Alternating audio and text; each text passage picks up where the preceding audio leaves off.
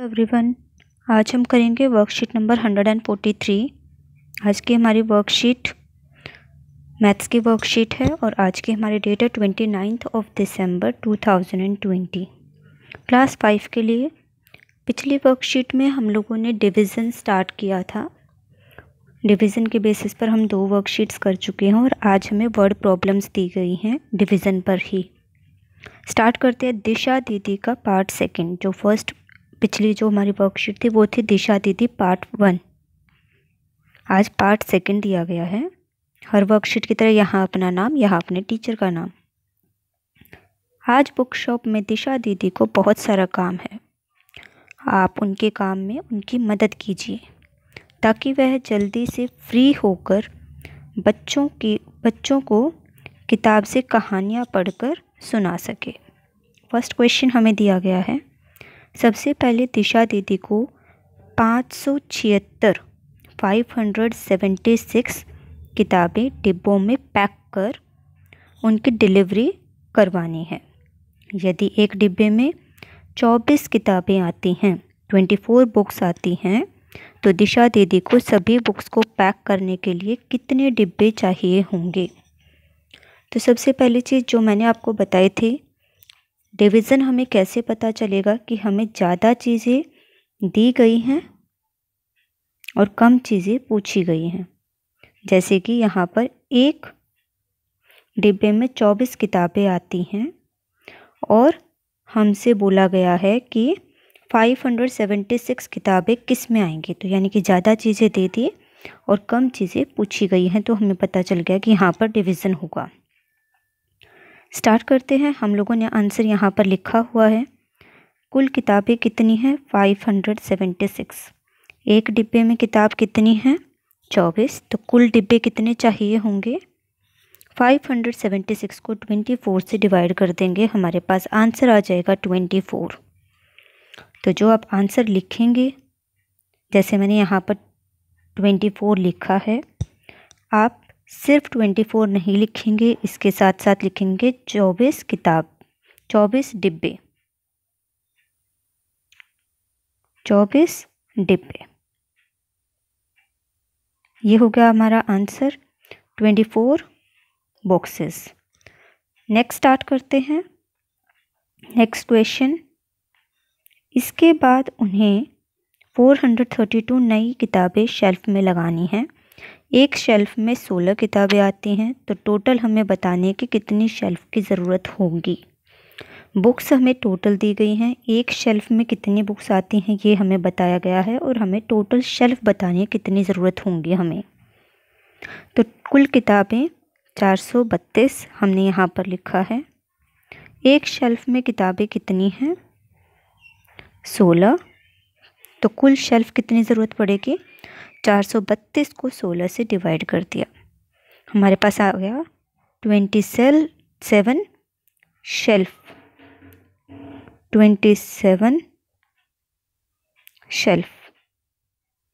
Next करते हैं अब हम क्वेश्चन नंबर 3 पर। जब दीदी ने 432 किताबें लगा ली तो उन्हें मालूम पड़ा कि अभी 32 किताबें और लगनी बाकी हैं। क्या आप बता सकते हैं कि ये किताबें कितनी शेल्फ में आएंगी? तो ऊपर वाले क्वेश्चन में हमें बताया गया था कि एक शेल्फ में 16 किताबें आती हैं और नीचे हमें यहाँ पर पूछा गया है कि 32 किताबें कितनी शेल्फ में आएंगी। तो हमने क्या लिखा? कुल किताबें कितनी हैं? 32, क्योंकि 432 किताबें तो वो लगा चुकी हैं। एक शेल्फ में कितनी किताब आती हैं? 16। तो कुल शेल्फ कितनी चाहिए होंगी? दोनों को डिवाइड कर देंगे, 2 शेल्फ, यानी कि 2 शेल्फ की ज़रूरत और पड़ेगी। ये हो गया हमारा। नेक्स्ट हमें बोला गया है क्वेश्चन नंबर 4। हमें समझाया गया है इसमें, काम में कोई गलती न रह जाए इसलिए दिशा दीदी हमेशा अपने किए गए हिसाब को फिर से चेक करती हैं। वह जब भी भाग करती हैं तो उसे चेक करने के लिए गुणा करके ज़रूर देखती हैं। तो सबसे पहले इसको हम पढ़ लेते हैं कि इसमें बताया क्या हुआ है। 125 को 5 से डिवाइड किया गया। जो आंसर आया उस आंसर को वापस से 5 के साथ मल्टीप्लाई किया गया। आंसर हमारा जो स्टार्ट किया था जहाँ से वहीं पर हमारा आंसर आना चाहिए। अगर आता है तो हमारा आंसर बिल्कुल ठीक है जो हमने डिवाइड किया है, अगर नहीं आता है तो हमें दोबारा से करना है। 125 को जब 5 से भाग किया तो उसके 25 बराबर हिस्से हुए। इन 25 भागों को 5 से गुना करें तो वापस 125 मिलता है, 125 मिलता है या नहीं। यदि मिलता है तो समझो आपने भाग सही किया है, और यदि नहीं मिलता तो भाग करने में या फिर गुना करने में कहीं पर चूक हुई है। ऐसी स्थिति में आप सवाल को एक बार फिर से हल करके देखिए। ये हो गया। अब नीचे हमसे इसी पर बेस्ड क्वेश्चन दिया गया है, क्वेश्चन नंबर 5। आज आप अपने टीचर खुद ही बन जाएं और सवाल को हल करने के बाद उन्हें गुणा करके चेक भी कीजिए। तो ये हम लोगों को यहाँ पर करना है। क्वेश्चंस हमें दिए गए हैं, 6 क्वेश्चंस हमें दिए गए हैं, और 6 के 6 क्वेश्चंस को हमें सॉल्व करना है विद मल्टीप्लिकेशन। विद मल्टीप्लिकेशन हमें उसको सॉल्व करके दिखाना है कि हमारा आंसर ठीक है या नहीं है। तो सबसे पहले हमें फर्स्ट क्वेश्चन दिया गया है 432 डिवाइड बाय 9। हमने यहाँ पर डिवाइड करने पर आंसर निकाला है 48। आप डिवाइड करके देख लेंगे। अगर आप ओरली डिवाइड कर सकते हैं तो बहुत अच्छी बात है, नहीं तो आप ऐसे करके डिवाइड करके देख लीजिएगा। 9 4 ज़ा 36 माइनस किया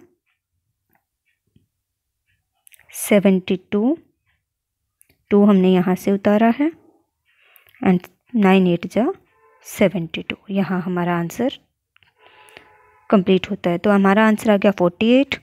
अब हम इसको एक बार फिर से करके देख लेते हैं। हमें बोला गया है कि गुणा करके चेक करें। अब हम क्या करेंगे, जो हमारा आंसर आया है 48, उसको जो हमारा डिवाइज़र है जिससे हमने डिवाइड किया उससे मल्टीप्लाई करेंगे। आंसर को मल्टीप्लाई करेंगे 9 से, और देखेंगे अगर हमारा आंसर मल्टीप्लाई करने पर 432 आता है तो हमारा आंसर बिल्कुल ठीक है। अगर नहीं आता तो हमारा आंसर रॉन्ग है। हमें दोबारा से डिवाइड या फिर मल्टीप्लिकेशन अपना चेक करना पड़ेगा। समझ आ गया कि ये क्वेश्चन कैसे करना है? दोबारा से सेकंड क्वेश्चन एक बार फिर से समझा देती हूँ मैं, आगे आप लोग खुद करेंगे। 900 को डिवाइड करना है 100 से, 10 से। 900 को डिवाइड करना है 10 से, तो डिवाइड करने पर हमारे पास आंसर आया 90। तो जो हमारा आंसर आया है उसको मल्टीप्लाई करेंगे जो हमारा डिवाइज़र है। हमारे पास आंसर जो हमारा डिविडेंड है वो आना चाहिए। तो 90 मल्टीप्लाई 10 इक्वल्स टू 900। अगर ये हमारा 900 आता है तो हमारा आंसर ठीक है, अगर नहीं आता तो दोबारा से हमें क्रॉस चेक करना पड़ेगा। नेक्स्ट हमारा हमने आगे डिवाइड करके आंसर्स यहाँ पर लिखे हैं। 3480 को 12 से डिवाइड किया, 290 को 12 से मल्टीप्लाई करके देखा तो हमारा आंसर 3480 आता है। ये हमारा बिल्कुल ठीक है। सेम हम लोगों ने ये किए हैं। पेरेंट्स के लिए यहाँ पर हमें सजेशन दिया गया है क्रॉस चेकिंग, यानी कि अपने किए हुए काम को खुद से ही दोबारा चेक करना क्यों महत्वपूर्ण है, इस पर बच्चों से चर्चा करें। उन्हें प्रोत्साहित करें कि वह अपने द्वारा किए गए सभी कार्यों को स्वयं समीक्षा करें। ये सबसे ज़्यादा हम कहाँ सुनने को मिलता है? हमें सुनने को मिलता है जब हम एग्ज़ाम में बैठे हों और हमारा पूरा पेपर हो चुका हो तो टीचर हमें बोलती है कि एक बार दोबारा से अपने आंसर शीट को पूरा चेक करो, कोई क्वेश्चन रह तो नहीं गया। अगर आपको कोई डाउट है किसी क्वेश्चन में कि ये गलत है या सही है तो आप उस क्वेश्चन को दोबारा से चेक कर लो। क्या पता आप दोबारा करो तो आपको आपकी मिस्टेक पता चल जाए। तो ये जो क्रॉस चेकिंग है ये हमारी सबसे ज़्यादा हम लोग जो बोलते हैं, अब तक जो हम लोगों ने सुना है वो यहाँ पर सुना है। और भी बहुत सारी चीज़ें आप अपने पेरेंट्स के साथ बैठकर डिस्कशन करेंगे कि कहाँ पर इस्तेमाल हो सकता है और कहाँ पर हमें, जैसे कि मान लो हम घर से बाहर जाते हैं तो लॉक लगाने के बाद हम एक बार फिर से चेक करते हैं कि एक बार लॉक लग गया कि नहीं लग गया, ठीक से लगा है, और फिर हम बाहर जाते हैं। तो क्रॉस चेकिंग बहुत ज़्यादा इंपॉर्टेंट है, अपने पेरेंट्स के साथ डिस्कस करेंगे। यहाँ हमारी वर्कशीट कंप्लीट होती है।